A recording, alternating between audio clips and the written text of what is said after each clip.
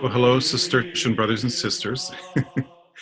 I chose for my presentation today the two topics of simplicity and stability. And they certainly fit in with the psalm we heard too.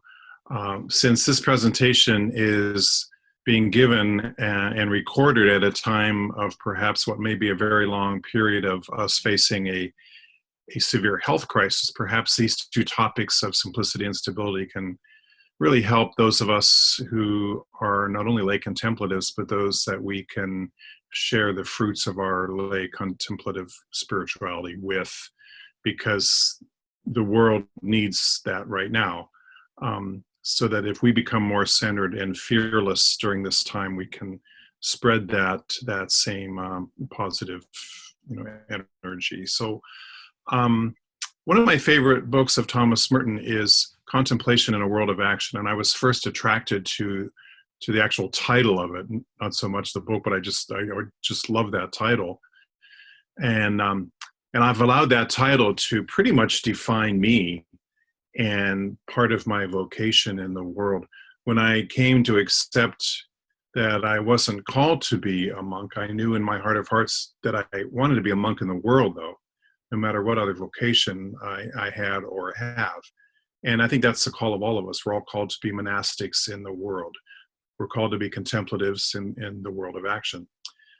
So I'm not sure, which comes first, stability or simplicity, or perhaps maybe they're just two wings of what I would consider the very core values and practices of both our monks and nuns and us as lay Cistercians.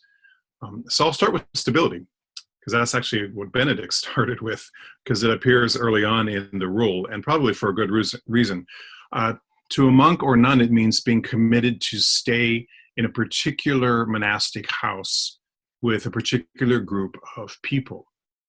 And it means being willing to seek for God there in the constancy, the dailiness, the ordinariness, even the boringness, but also the joy and the exaltation of that place, and following that particular monastic rhythm of life there, rather than seeking God in different places and varied routines.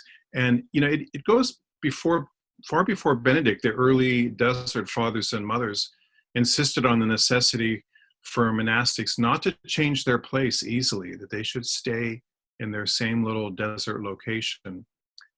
And in fact, in monastic spirituality, this stability is really needed for solitude to really take fruit, and for the monastic life really to take fruit. So you have to begin with stability. You have to begin with committing yourself to a place, to a rhythm. And so this is similar to the stability that our lives try to reflect as lay Cistercians.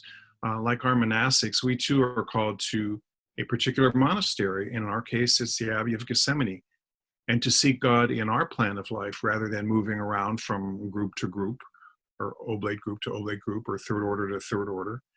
It means for us to seek and find the presence of the divine in the everyday ordinariness of our own busy and scattered lives, which, with our roots planted at Gethsemane, give us the stability that we need to live our contemplative lives to the full. And I always had a love for and felt drawn to Gethsemane, as all of us have, from the time I was in high school when I made a retreat there.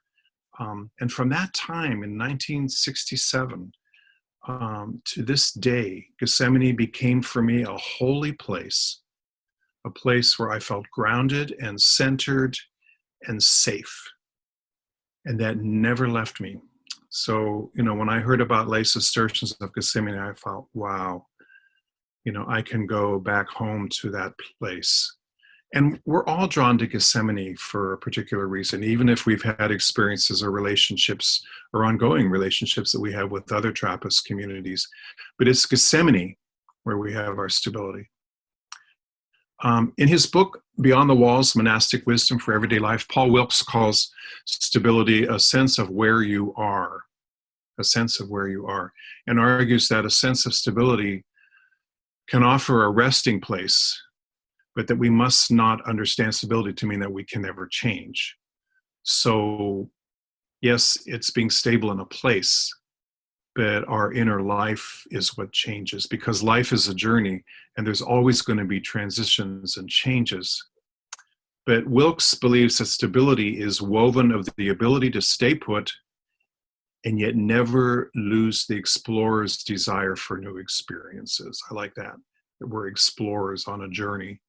Um, Stability's goal, he says, is that we might see the inner truth of who we are and where we're going.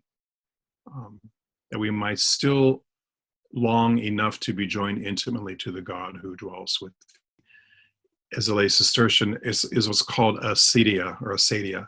And maybe some of you have heard that term. There's actually a book about it written by Kathleen Norris, who's a Benedictine Oblate. She's a famous writer. And acedia is a Greek word that means spiritual or mental sloth. So I am full of sloth in my spiritual life. A lot of times where I get bored or tired or uninterested in my following our plan of life, which then leads me to somehow dislike the place I'm in, maybe physically or emotionally or spiritually. It's unrest, it's sloth. And so then I want to change the place where I pray, and I want to go to a different room to pray, or I want to change around the icons, or I want to, do a different form of the divine office, or I come up with all these different thousands of reasons to change things around so that I can't be stable in that place. And if I catch myself, which I try and do, then that's precisely when I have to gently call myself back to persevere, in that present place, in the midst of feeling that acedia, even if it seems like I get nothing from it. And that's probably the hardest thing to do, is when we're praying and when we're doing our plan of life and we feel like we're getting nothing from it, that it's boring. That's when we really be faithful to it. And the monks and nuns know that so well. Sometimes it's the hardest thing to do, but to me, it's the essence of stability. So if I tell myself that I am sticking with this, and sometimes I have to convince myself I'm sticking with this no matter what. And if I do it, realizing that I'm in community with the monks of Gethsemane, and that I'm in community with you, our Spiritus group, and in community with all of the lay Cistercians of Gethsemane, then that somehow gives me some energy and strength to keep doing it. And stability only makes sense and only works, I think, in the context of community. Because stability is sort of making a commitment to a group of people. And for us, it's our Spiritus group, and then it's the larger lay Cistercians of Gethsemane. So because we're not only drawn to a particular place, but to a particular group of monks and lay friends that are rooted in that place, then that makes it work. That makes it possible. And then from that stability flows, I think, a lot of the other charisms that are Cistercian, that are Benedictine, that are in our plan of life. And one of those is simplicity. And so I thought that, the two for me go hand in hand. In Merton's book, Contemplation and a World of Action, he writes that the monastic, and that includes us, because we're monastics in the world, the monastic simply discards the useless and tedious baggage of vain concerns and devotes him or herself henceforth to the one thing really necessary, the one thing that he or she really wants, the quest for meaning and for love, the quest for our own identity, our secret name promised us by God, and for the peace of Christ, which the world cannot give. Isn't that beautiful? And that's simplicity. That's the essence of simplicity. So for me, it's a desire to live more simply, basically. And for me, it's more than just like looking at food, clothing, and material goods, although it's important that we look at that. For me, it's looking at what is more extravagant or superfluous that I desire or I want to hold on to, even in, and especially in matters of liturgy and personal prayer. Sometimes our personal prayer needs to become so extravagant or so complicated, and we add so many things to it. Maybe we have to strip things away from it. And that includes our liturgy too. Maybe we need to simplify our liturgies. Like the monks of Gethsemane, very simple. I think desiring an uncomplicated relationship with the God of simplicity, how question is for me and for us, how can I seek God by the simplest and most direct means possible? So, some of you know that I was in formation many years as a Franciscan friar, and then I lived for a number of years in voluntary poverty at the Catholic Worker. And I learned in both of those communities that simplicity means nothing on the outside if we do not live simply from within. Because both of those traditions stress simplicity. And I have to add that Francis of Assisi really gleaned a lot of his ideas of poverty and simplicity from the early Cistercians.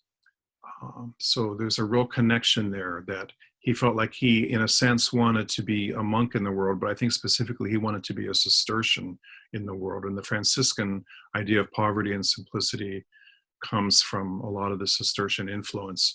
And so what can Cistercian simplicity offer me that's different or unique?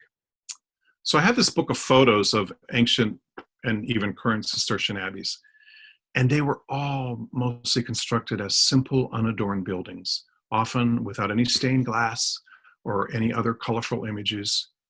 And the outer simplicity of a Cistercian abbey was meant to be a reflection of the inner simplicity of the monks. And the evident beauty was to be a reflection of the inner beauty of their souls. And so when I saw the new Abbey Church at Gethsemane for the first time in the early 70s, it spoke directly to me to what it is meant to do. That the building, the Abbey Church especially, of the Abbey of Gethsemane is a symbol of the life of the monks. And the life of the monks is inspired by the building. The utter simplicity is astounding. You know that when you go there. It is just bare bones, simple, beautiful. And that's why it's so important that we go on a retreat there and absorb that for the little time we're there. So simplicity and stability, again, are those to me, two wings that are important. And especially during this time of Lent and this time of sort of forced isolation by what's going on in our country, I think that maybe we can really focus on stability and simplicity as good Lenten practices, to figure out, and what is that I can live with and without. And then when we go to grocery stores right now, there's a lot of stuff we can't find, so we have to figure out, well, what can we live without? So practically, we're sort of forced into looking at simplicity and our stability, because it feels so unstable outside of ourselves right now. The world, the country feels unstable. Our stability is something we've got to hold on to so tightly right now. And I think that our Cistercian life gives us all the gifts and tools that we need to get through any crisis. Thank you.